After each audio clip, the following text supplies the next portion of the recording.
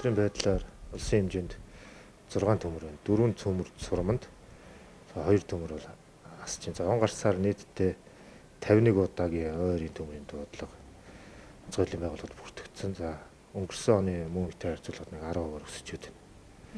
За яг одоо бол Төв аймгийн Баянцогт суман дээр Завхай аймгийн Тосон Цэнгэл суманд төмрийг унтраахаар ажиллаж байна.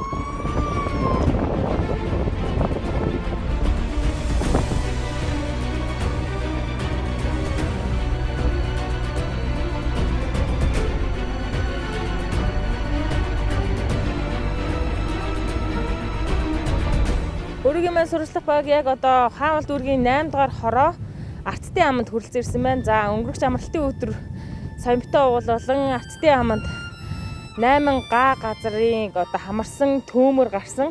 За яг одоогийн байдлаар онцгой байдлын ерхий газраас 20 гаруй албаагч яг нормонд оруулсан Арцдын аманд дах 8 га газар дээр одоо бүрэн унтраахаар хонон өнжиг ажиллаж байгаа. За мөн иргэд одоо нэгдэж ус зөөвөрлөх болон онцгой байдлын албаагчид тоол зөөх одоо унаа тэргээр туслах гэх мэтчлэнгээр сайн дураараа тусалж байгаа.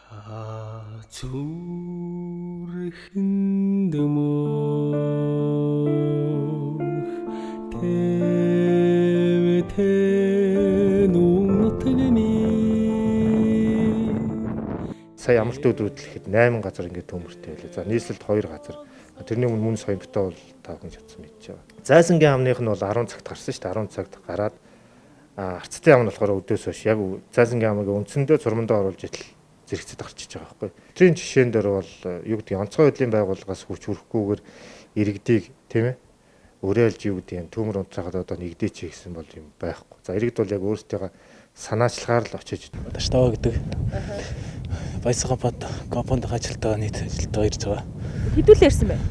20 орчим залуучууд тэгэл Facebook тэгэл манай дарга өглөө цуглуулаад тэгэл ирсэн дээ. Жишээл ус зөөж ин л доо. Дээр орой дээр л жоохон галтаа гэсэн. Тэндээс дэшээ төхөөлөд гэсэн онцгойгийнх нь. Юу нэг ингээд тогтмол ингээд гал унтраахад ажиллахад юу хэр байдаг юм бэ? Ер нь бол хэцүү байд юм нөө. Салхич ургатай үед бол дэшээ уулын өгсөр болохоор бүр хэцүү.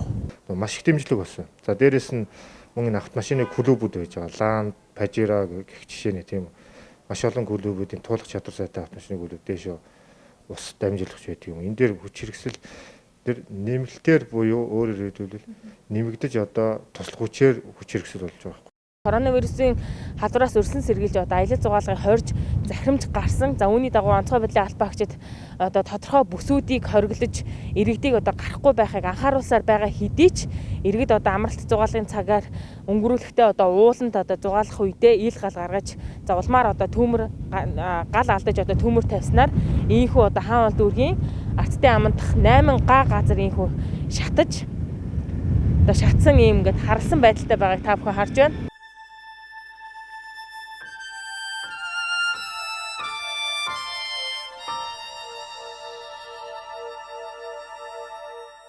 Аялал жугаалгын зохион байгуулалт тийм ээ. Энэ хөдөлгөөнийг хаасан захирамжуулж гарчаад байгаа.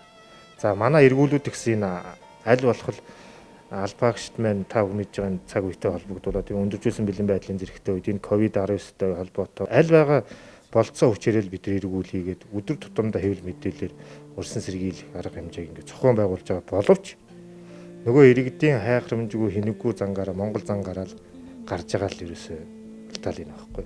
Энэ хөрөсөлт үед иргэдэд анхааруулж хэлэхэд хумсартай байгаа ч хэл гэж хэлмээр байна.